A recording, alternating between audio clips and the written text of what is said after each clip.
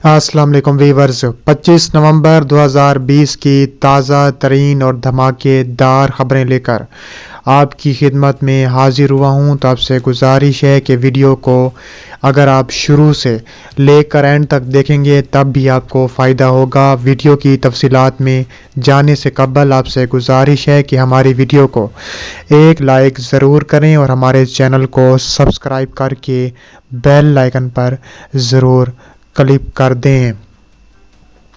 سب سے پہلی اور سب سے بڑی نیوز کے بارے میں بات کرنے والے ہیں کہ کور کمانڈر کانفرنس، بھارت کی ریاستی دہشت گردی کے ناقابل تردید شواہد کا جائزہ۔ Army chief General Qamar Javed Bajwa نے بڑا اعلان کر دیا۔ Army chief General Qamar Javed Bajwa کی زیر صدارت کور کمانڈر کانفرنس نے پاکستان کو غیر مستحکم کرنے کے لیے بھارتی ریاستی دہشت گردی پر تشویش کا اظہار کیا ہے، جبکہ army chief General Qamar Javed Bajwa نے کہا ہے کہ پاک فوج قومی اداروں کے ساتھ مل کر تمام چیلنجز پر قابو پانے کے لیے تیار ہے۔ منگل کو D G I S P R General Babar Iftikhar کے مطابق army chief General Qamar Javed Bajwa کی زیر صدارت کور کمانڈر کانفرنس ہوئی، جس میں علاقائی سیکیورٹی صورتحال، جیو اسٹریٹجک LOC کی صورتحال اور مقبوضہ کشمیر میں بھارتی مظالم کا جائزہ لیا گیا۔ D G I S P R کے مطابق کور کمانڈر کانفرنس میں افغان امن عمل میں مثبت پیش رفت کا بھی جائزہ لیا گیا۔ D G I S P R کے مطابق شرکاء نے پاکستان کو غیر مستحکم کرنے کے لیے بھارتی ریاستی دہشت گردی پر تشویش کا اظہار کیا ہے۔ اب ہم ویڈیو کے دوسرے ٹاپک میں بات کرنے والے ہیں۔ بہت بڑی نیوز نکل کر آ رہی ہے کہ PTI حکومت نے متحدہ عرب امارات کے نائب صدر کو 150 شاہین برآمد کرنے کی اجازت دے دی، لیکن پاکستان کو عالمی سطح پر کتنی بھاری قیمت چکانا پڑ سکتی ہے، خطرے کی گھنٹیاں بجا دی گئیں۔ وفاقی حکومت نے دبئی کے حکمران اور متحدہ عرب امارات کے نائب صدر شیخ محمد بن راشد ال مکتوم کو پاکستان کے نایاب نسل کے 150 شاہین متحدہ عرب امارات برآمد کرنے کا اجازت نامہ جاری کر دیا۔ میڈیا رپورٹس کے مطابق وزارت خارجہ سے جاری کیے گئی جو وفاقی دارالحکومت کے اسلام آباد میں موجود سفارت خانے پہنچا دیا گیا۔ خیال رہے کہ نایاب نسل پریگیائن اور ساکیر سے تعلق رکھنے والے شاہینوں کو عرب شکاری تلور کو پکڑنے کے لیے استعمال کرتے ہیں، چونکہ شکاریوں کو بوڑھے شاہینوں کو نوجوان شاہینوں سے تبدیل کرنے کی ضرورت ہوتی ہے، اس لیے اس پرندے کی ضرورت بدستور برقرار رہتی ہے۔ خیال رہے کہ فطرت کے تحفظ سے متعلق بین الاقوامی معاہدے بشمول سوئٹزرلینڈ میں ہوئے نایاب پرندوں اور جانوروں کی بین الاقوامی تجارت سے متعلق کنونشن کے تحت شاہینوں کو تحفظ حاصل ہے اور ان کے سرحد سے پار سفر پر پابندی عائد ہے۔ پاکستان نے بھی اس معاہدے پر دستخط کر رکھے ہیں۔ ملک کے تحفظ، جنگلی حیات کے قوانین کے تحت شاہینوں کو پکڑنے اور ان کی تجارت پر پابندی عائد ہے، اور نہ ہی کہیں کوئی مارکیٹ یا دکانیں موجود ہیں جہاں ان کی قانونی خرید و فروخت ہو سکے۔ ذرائع کا کہنا تھا کہ شاہینوں پکڑنے اور ان کی تجارت پر پابندیاں کرنے کے باعث شاہین برآمد کنندہ بن کر رہ گئے ہیں، چنانچہ وفاقی حکومت اور برآمد کنندہ اس غیر قانونی جنگلی حیات سمگلنگ کے قصوروار ہوں گے۔ جنگلی حیات سے متعلق مقامی قوانین کے ساتھ ساتھ ان کے تحفظ کے بین الاقوامی معاہدوں کی خلاف ورزی کرنے کے علاوہ حکومت یورپی یونین سے ملی ہوئی generalised system of preference status بھی خطرے میں ڈال رہی ہے۔ اب ہم ویڈیو کے نیکسٹ ٹاپک میں بات کرنے والے ہیں کہ پاکستان کا بھارت کی جانب سے فالس فلیگ آپریشن کے بارے میں عالمی برادری کو ایک بار پھر انتباہ جاری کر دیا گیا۔ پاکستان نے بھارت کی جانب سے کسی فالس فلیگ آپریشن کے امکان کے بارے میں عالمی برادری کو خبردار کر دیا۔ غیر قانونی طور پر بھارت کے زیر قبضہ جموں و کشمیر کے ضلع نگروٹا میں نام نہاد دہشت گرد حملے کے بارے میں بھارتی وزارت خارجہ کی طرف سے غیر ملکی سفیروں کے گروہ کو بریفنگ دینے سے متعلق میڈیا کے سوالات پر ترجمان دفتر خارجہ نے کہا ہے کہ پاکستان نے جب سے بھارت کے پاکستان کے خلاف دہشت گردی کرانے، اس کی منصوبہ بندی، معاونت اور سرپرستی میں ملوث ہونے کے ناقابل تردید شواہد دنیا کے سامنے پیش کیے ہیں، اس سے بھارتی حکومت نے اپنے جھوٹے بیانات، من گھڑت شواہد اور فالس فلیگ آپریشنز کے ذریعے پاکستانی مخالف مہم تیز کر دی ہے۔ بھارتی وزارت امور خارجہ کی مذکورہ بریفنگ غیر قانونی طور پر بھارت کے زیر قبضہ جموں و کشمیر میں کسی مبینہ حملے کی منصوبہ بندی، پاکستان کو ملوث کرنے کی شرانگیزی کی ایک اور کوشش ہے۔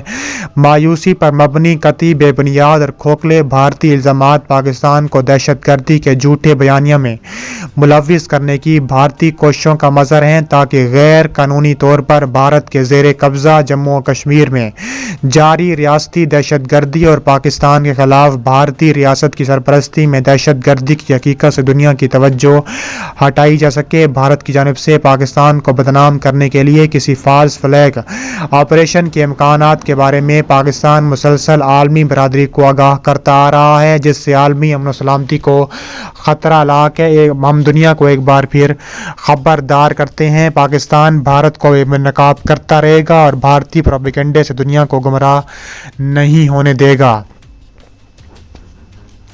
اب ہم ویڈیو کے نیکسٹ ٹاپک میں بات کرنے والے ہیں کہ نیتن یاہو کے دورہ سعودی عرب کے ایک روز بعد ہی اسرائیل نے سعودی عرب کو کن ممالک کی فہرست سے نکال دیا، حیران کن دعویٰ۔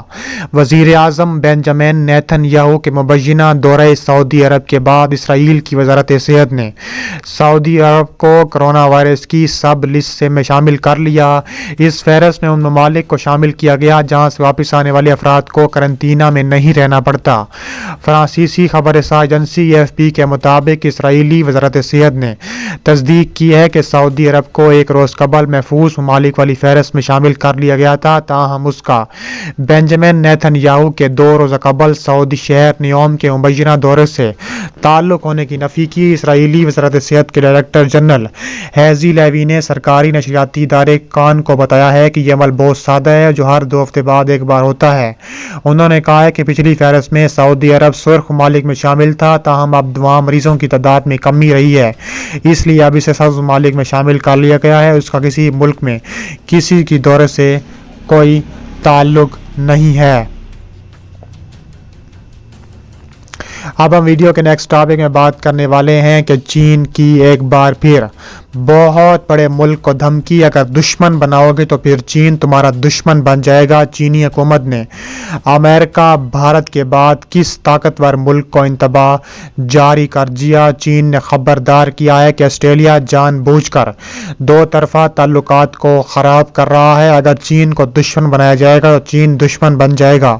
غیر ملکی خبر رساں ادارے کے مطابق چین کے سرکاری عہدیدار کی جانب سے آسٹریلیا میں دی گئی پریس بریفنگ کے دوران ان کا کہنا تھا اگر آسٹریلیا فہرست میں شامل پالیسیوں سے پیچھے ہٹ جاتا ہے تو یہ دونوں ممالک کے درمیان بہتر ماحول کے لیے موزوں ہوگا۔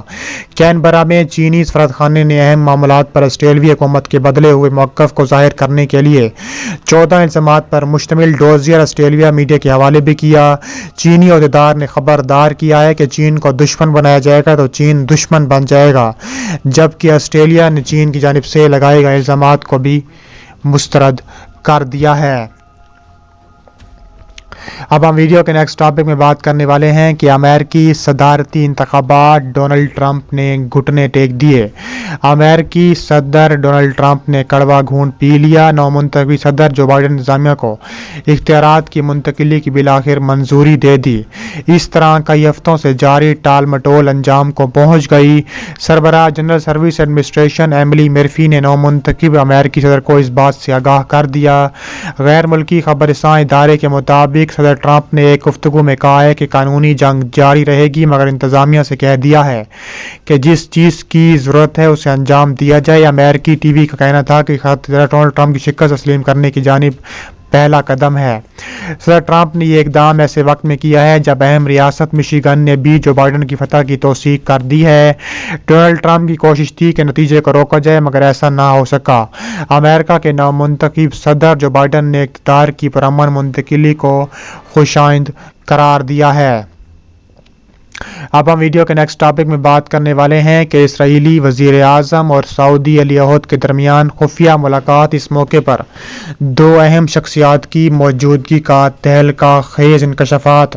اسرائیلی وزیر اعظم بنجمن نیتن یاہو نے سعودی عرب میں ولی عہد شہزادہ محمد بن سلمان اور امریکی وزیر خارجہ مائیکل پومپیو کے ساتھ مبینہ طور پر خفیہ ملاقات کی ہے۔ اس دوران اسرائیلی وزیر اعظم بنجمن نیتن یاہو کے ساتھ اسرائیلی خفیہ ایجنسی موساد کے سربراہ ہوسی کون بھی موجود تھے۔ اسرائیلی میڈیا کے مطابق اسرائیلی وزیر اعظم سعودی شہر نیوم روانہ ہوئے، جہاں ان کی سعودی ولی عہد اور امریکی خارجہ سے ملاقات ہوئی۔ اس دوران اسرائیلی وزیر اعظم بنجمن نیتن یاہو کے ساتھ اسرائیل خفیہ ایجنسی موساد کے سربراہ ہوسی کون بھی موجود تھے۔ اسرائیلی وزیر اعظم کے دفتر نے اس ملاقات کی ابھی تک تصدیق نہیں کی، تاہم یہ ایسا پہلا موقع ہے جب اسرائیلی اور سعودی قیادت نے ایک ساتھ بات چیت کی ہے۔ اسرائیل اس سے قبل خطے میں متحدہ عرب امارات اور بحرین سے سفارتی تعلقات قائم کر چکا ہے۔ ان دو ملکوں کی طرح اب سعودی عرب کی جانب سے بھی اسرائیل کے ساتھ سفارتی تعلقات استوار کرنے پر